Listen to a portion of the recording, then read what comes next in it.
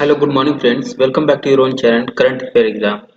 आज है नया महीना 1 मई 2024। आज की इम्पोर्टेंट वीडियो में हम इम्पोर्टेंट करंट अफेयर्स के बारे में डिस्कस करने वाले हैं जो एग्जाम की दृष्टि से काफ़ी इम्पोर्टेंट है। तो चलिए शुरू कर लेते हैं। सबसे पहले कर लेते हैं पिछले सेशन का रिवीजन। पहला क्वेश्चन है, कहाँ एससीओ रक्षा मंत्रियों की बैठक आयोजित की गई है? तो अभी हाल ही में कजाकिस्तान की राजधानी अस्ताना में आयोजित की गई है। नेक्स्ट है, भारत और किसने एचआर विकास समझौता ज्ञापन पर हस्ताक्षर किए हैं? तो भारत और कंबोडिया ने किए हैं। किस देश की संसद ने समलैंगिक संबंध को अपराध घोषित करने वाला विधेयक पारित किया है? तो अभी हाल ही में इराक देश ने ये विधेयक पारित किया है। नेक्स्ट है, किस राज्य के विंझीजम एयरपोर्ट को भारत के पहले ट्रांसशिपमेंट हब के रूप में चलाने की मंजूरी मिल गई है? तो ये केरल के पोर्ट को मिल गई है, जो कि अडानी को, ये कंपनी का नाम है, अडानी को मिली है ये मंजूरी, अडानी पोर्ट। नेक्स्ट है, आईपी सुरक्षा के लिए अमेरिका ने किसको अपनी प्राथमिक निगरानी सूची में शामिल किया है? तो आईपी सुरक्षा के लिए भारत को अमेरिका ने शामिल किया है। नेक्स्ट, सुब्रमण्यम धुरेश्वर का 67 वर्ष की आयु में निधन हो गया है। इनका संबंध किस नृत्य से है? तो ये यक्षगान नृत्य से संबंध है इनका। सुब्रमण्यम धुरेश्वर जी नाम याद रखिएगा, यक्षगान नृत्य। नेक्स्ट है, किस राज्य के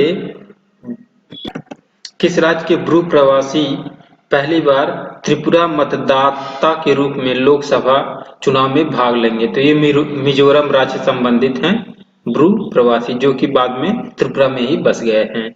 कहाँ challenges and prospectives solutions in inland waterways and ship building पर सम्मेलन का आयोजन किया गया है? तो ये किया गया है केरल के कोच्चि शहर में किया गया है। ये इंपॉर्टेंट है। अब ये तो है हमारे लास्ट सेशन का डिवीजन। आज की क्वेश्चन की तरफ आगे बढ़ते हैं। हमारा पहला क्वेश्चन है आज का, किस तिथि को मजदूर दिवस मनाया जाता है?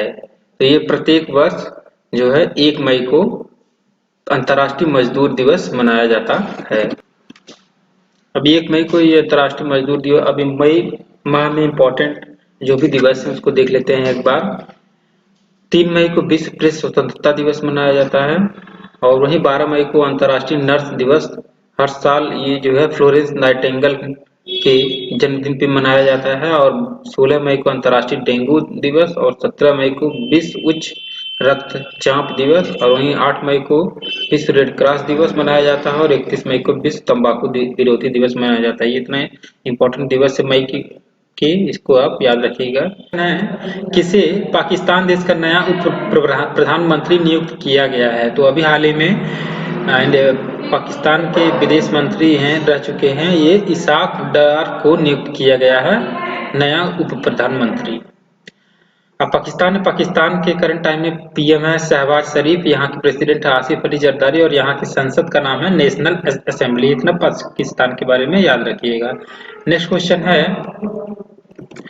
भारत ने तीरंदाजी विश्व कप में पुरुषों की रिकर्व पर स्पर्धा में कौन सा पदक जीता है? तो अभी हाल ही में भारत ने स्वर्ण पदक जीता है तीरंदाजी विश्व कप में पुरुषों की रिकर्व स्पर्धा में। नेक्स्ट क्वेश्चन है, किसके द्वारा अल मखतूम इंटरनेशनल में दुनिया के सबसे बड़े हवाई अड्डे के टर्मिनल की योजना बनाई गई है? तो किस शहर के द्वारा बनाई गई? तो ये यूएई के दुबई के द्वारा बनाई गई है। ऑप्शन बी करेक्ट हो जाएगा इसका।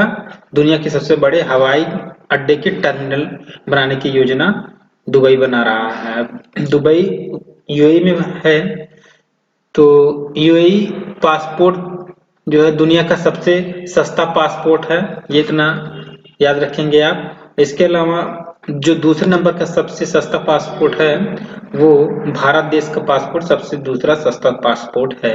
यूएई में अभी हाल ही में रिकॉर्ड सबसे अधिक वर्षा हुई है 24 घंटे में, जो है पूरे साल भर में जितनी वर्षा होती है उतना 24 घंटे में ही हो गई है, और जो 1949 के बाद से एकत्र किए गए सभी आंकड़ों से ये अधिक है। उच्च शिक्षा को बढ़ावा देने के लिए समझौते के तहत आईआईटी दिल्ली का परिसर यूएई देश में भी खोला जाए। किसको पंडित लक्ष्मी महाराज पुरस्कार से सम्मानित किया गया है? तो भी हाल ही में हेमा मालिनी को पंडित लच्छू महाराज पुरस्कार से सम्मानित किया गया। ऑप्शन इसका बी करेक्ट हो जाएगा।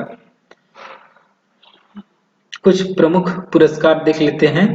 प्रसिद्ध अर्थशास्त्री उत्सव पटनायक को मैल्कम अदेशिया पुरस्कार से सम्मानित किया गया है।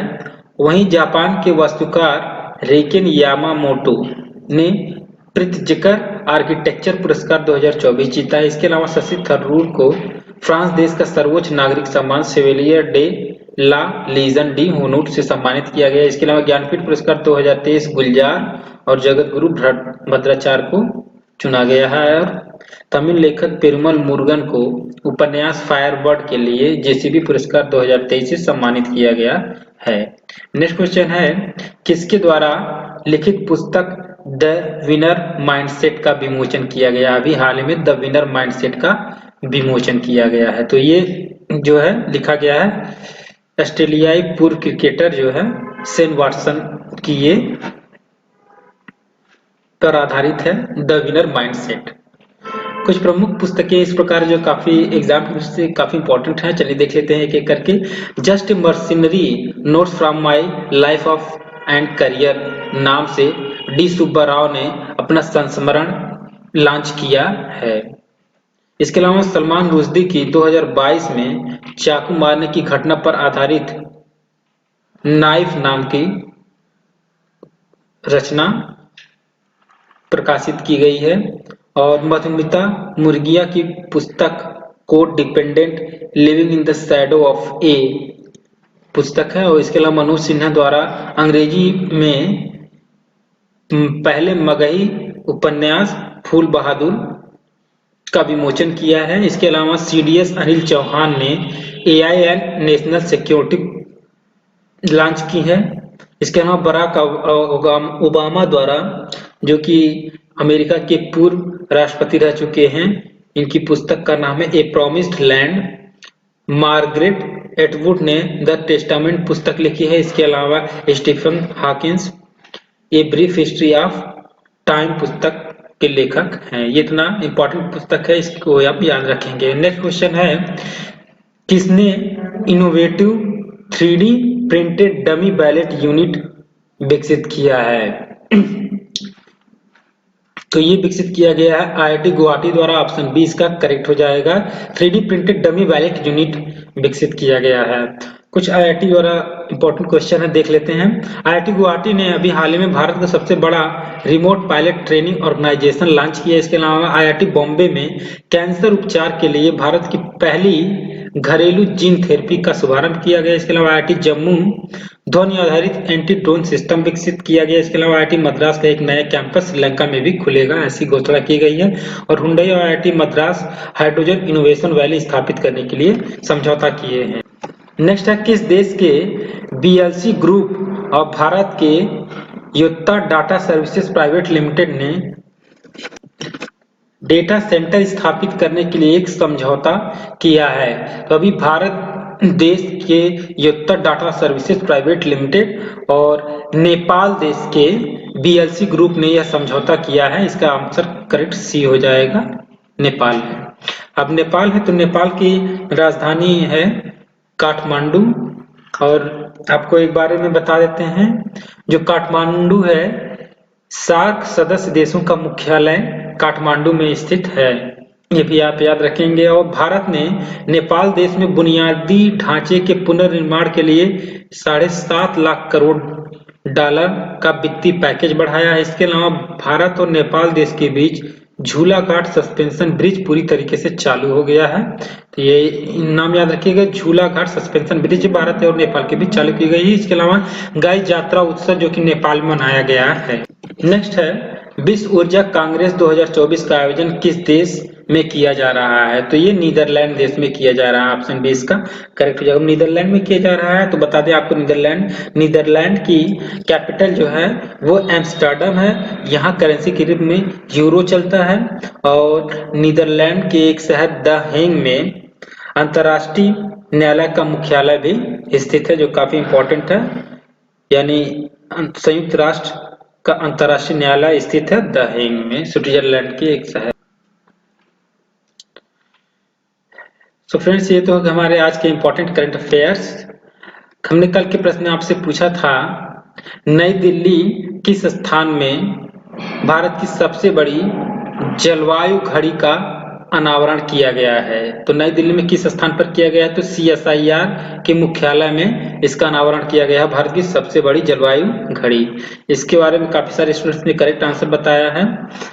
हमारा आज का practice question of the day है आप सभी के लिए, न्यूज वीक ने किसको भारत का सर्वश्रेष्ठ निजी अस्पताल घोषित किया है? इसका आंसर आपके कमेंट सेक्शन में कमेंट करते हुए बताना। और इस क्वेश्चन के बारे में जितना आपको पता हो उतना पूरा लिखा करिए। तो फ्रेंड्स, यदि वीडियो आपको अच्छी लगी हो तो प्लीज वीडियो को लाइक करिए, चैनल को सब्सक्राइब करिए, बेल आइकन जरूर प्रेस करिए, so that you can get latest information.